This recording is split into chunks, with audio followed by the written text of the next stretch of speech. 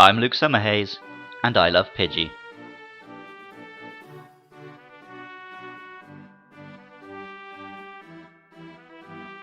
Pidgey and Family are among the original trendsetters.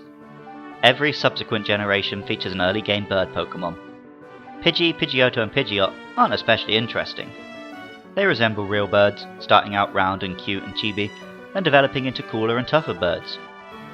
This divides Pokemon fans between those who argue that the original designs were too simplistic and are only liked for nostalgia, and die-hard Generation 1 obsessives who say the original Pokemon were perfect incarnations of real animals but newer Pokemon are all over-designed monstrosities. I fall down in the middle. Of course I love the original monsters. Seeing some old hand-drawn Sugimori art gets my nostalgia glands firing. On the other hand, I love seeing the more creative and bizarre creatures in later games. At the end of the day, none of us can tell Game Freak and creatures what is or isn't a Pokemon.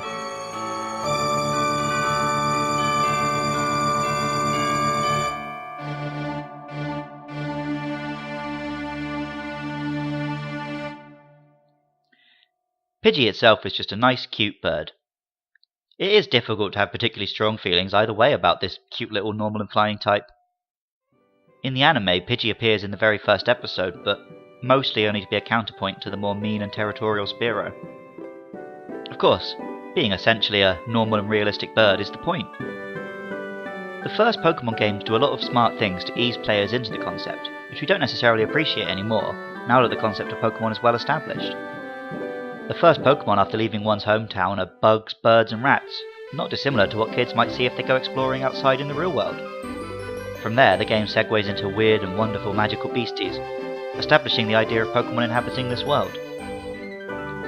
Pidgey's name isn't complicated either. It comes from pigeon, the most common real bird knocking around in areas inhabited by humans. We'll ignore for now the fact that Pidgey looks nothing like a pigeon. The Japanese name is a little more fun. Popopo is the Japanese onomatopoeia for the sound a pigeon makes. Pidgey evolves into Pidgeotto. He gets a little bigger and tougher, looking more like a bird of prey than a big pigeon. Pidgeotto suffers from the middle evolution curse of just looking like a halfway house between Pidgey and Pidgeot. Perhaps the most interesting thing about Pidgeotto is that Ash caught one in the anime. It's quite unusual to see him catch a Pokemon in its middle stage, but not massively exciting.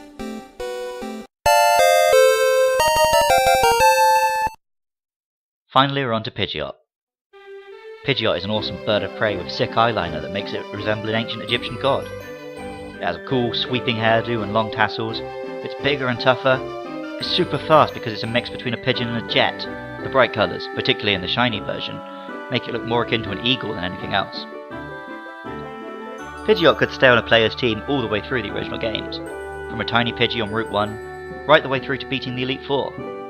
The rival character, Blue or Gary or Butthead or whatever you named him, has a Pidgeot on his team for the final trainer battle of the whole game.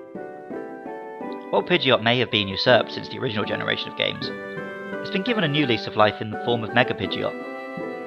I've mentioned before that Mega Pokemon often just look like the original design with some aspects exaggerated, and Mega Pidgeot is the epitome of that. The hairdo and tail are longer, it's a bit bigger and angrier, but it's still a Pidgeot. Just like the whole Pidgey family, that simplicity could be a good thing or a bad thing. It's nice to have a Mega that still looks like the familiar Pokemon but is a little more powerful. But from a design and aesthetic standpoint, I catch myself wondering, what's the point?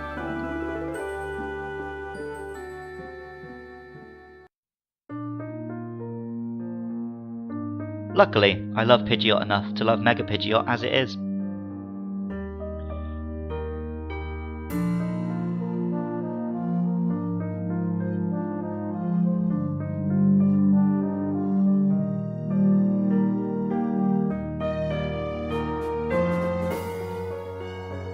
Music for Luke Loves Pokemon was created by Jonathan Cromie. Artwork for the show is by Katie Groves.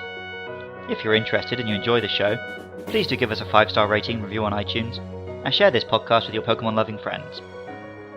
If you have anything to say about the next Pokemon we'll be covering, Rattata and Raticate and their Alolan forms, or if there's any other Pokemon you love, let me know all about it. I'm on Twitter and Facebook at LukeLovesPKMN, and you can email the show at lukelovespkmn@gmail.com. I love Pidgey. And remember, I love you too.